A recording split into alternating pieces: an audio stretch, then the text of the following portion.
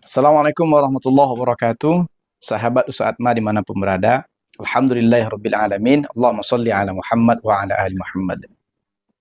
Mengingat hari ini kita berada di hari-hari yang krusial, hari-hari yang penuh dengan ketegangan, dan hari-hari yang membuat kita sedikit terusik, mungkin terganggu sampai nanti pada tanggal 27 November 2024 ini, yaitu perihal pemilihan kepala daerah baik dari provinsi, gubernur, wakil gubernur maupun bupati dan wakil bupati.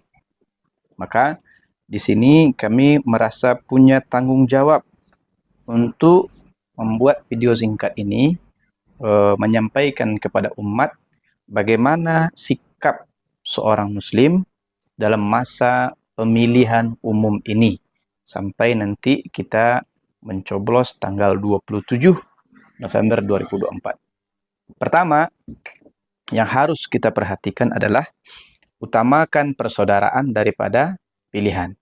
Kita bersaudara sampai mati, tapi memilih ini hanya satu kali 5 tahun. Sekali 5 tahun kita milih, sekali 5 tahun kita milih, tapi bersaudara itu sampai mati, bersaudara sampai kita ke liang lahat.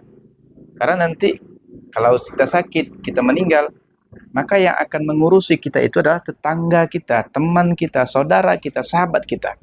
Maka jangan sampai karena beda pilihan ini merusak persaudaraan kita. Apa kata Allah Subhanahu wa taala? Faqala Allah taala, "Innamal mu'minuna ikhwah." Sesungguhnya orang-orang yang beriman itu bersaudara. Maka utamakan persaudaraan di atas pilihan. Karena memang betul perbedaan itu keniscayaan. Karena bisa jadi kita berbeda karena beda pendapatan, atau beda kepentingan, atau beda warna, atau beda-beda yang lain. Karena memang Allah Ta'ala waja'alnakum su'uban wa qabaila. Karena Allah sendiri menciptakan kita ini berbeda-beda. Maka jangan sampai perbedaan itu merusak persaudaraan kita. Ini yang pertama, ingat. Yang kedua, yang mesti kita ingat adalah hindari caci maki, mengutuk, berbuat maupun berkata kotor, hoax, apalagi black campaign. Hindari. Kenapa? Karena kata Rasulullah SAW, "Laisal mu'minu bit-ta'ani wala bil-la'ani walal fahishil badi'i." Bukanlah seorang mukmin yang sempurna, yang suka mencaci, mengutuk, berbuat, dan berkata kotor. Hadis riwayat Ahmad, Bukhari, dan Tirmizi. Maka tak bisa dipungkiri, ketika seseorang sudah masuk ke dalam ranah politik, maka siap-siap untuk dikritik, siap-siap untuk dicaci, siap-siap untuk dicari kesalahan dan kekurangannya. Itu biasa. Maka politisi yang senior itu, politisi yang profesional itu, dia tidak akan menanggapi hal-hal seperti itu karena dia paham itu sudah makanan hariannya. Tapi yang jadi masalah adalah kita yang di bawah ini.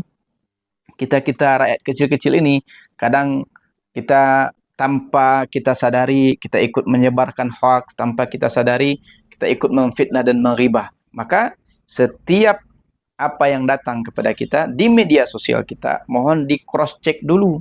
Kenapa? Karena hari ini kita hidup pada masa di mana kecepatan berita itu seringkali mendahului kebenaran berita itu.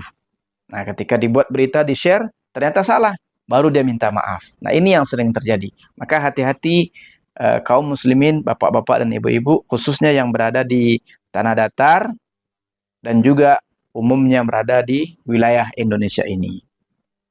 Yang ketiga, yaitu menjaga diri dari praktek suap dan menyuap.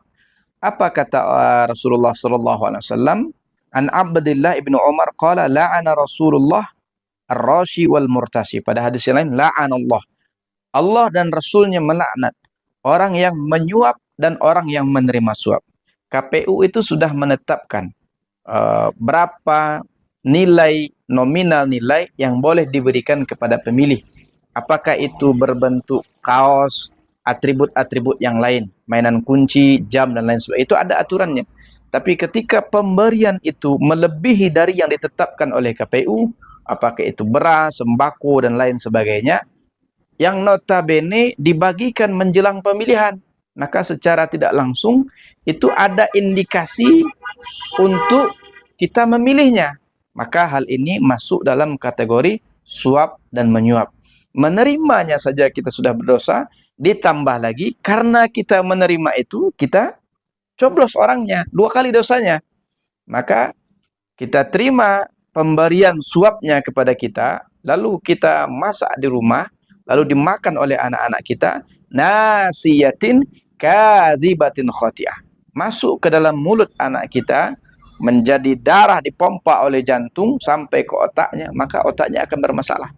Maka wahai para ibu, wahai para ayah, pastikan kita terhindar dari praktek suap dan menyuap ini. Pilihlah pemimpin yang berkualitas. Hindari memilih pemimpin yang menggunakan money politik. Karena apa? Karena luka yang kita tanggung akibat money politik ini tidak hanya sehari 2 hari, tapi 5 tahun. 5 tahun kita akan menderita olehnya. Maka kita punya momen 5 tahun ke depan mau bagaimana? Maka selamatkan dari hari ini. Jauhkan, selamatkan warga kita, keluarga kita, masyarakat kita, kampung kita dari praktek suap menyuap. Kemudian yang terakhir, ini yang paling penting, yaitu berikan amanah kepada yang berhak menerimanya. Ketika kita akan mencoblos tanggal 27, pastikan yang kita coblos ini kita bertanggung jawab di hadapan Allah karena memilih dia. Kenapa? Karena hari ini keterbukaan informasi tidak seperti dulu. Dulu kita sulit bertemu dengan sosok yang akan maju sebagai calon. Hari ini, calon itu datang ke kita. Bisa kita jumpai, mudah menjumpainya, mudah mencari track rekornya, mudah mencari rekam jejaknya, mudah mencari karya-karyanya, mudah mencari ide-ide gagasannya, apa program-programnya untuk membangun negeri, mudah. Kalau ternyata sama kuat lalu kita bingung, maka fas'al ahla zikr. Bertanyalah kepada orang yang tahu. Siapa dia? Ada alim ulama, ada cerdik cadik pandai, ada nenek mama, kapai tempek batanyu kapulang tempek babarito. Kita sudah menilik nih, sudah kita baca datanya, kita pelajari informasinya, lalu kita bingung mau milih. Untuk menguatkan pilihan kita itu, tanyalah kepada orang yang ahli, kepada orang yang mengerti tentang hal itu, terutama kepada cadik pandai, kemudian kepada nenek mama maupun kepada alim ulama. Insya Allah ini momentum untuk kita memberikan amanah kepada pemimpin terbaik untuk memimpin negeri kita ini menjadi negeri yang baldatun thayyibatun wa rabbun ghafur. Semoga bermanfaat. Barakallahu fikum. Saya Ustaz Andri Datuk Maliputi Alam atau Ustaz Atma. Barakallahu fikum. Assalamualaikum warahmatullahi wabarakatuh.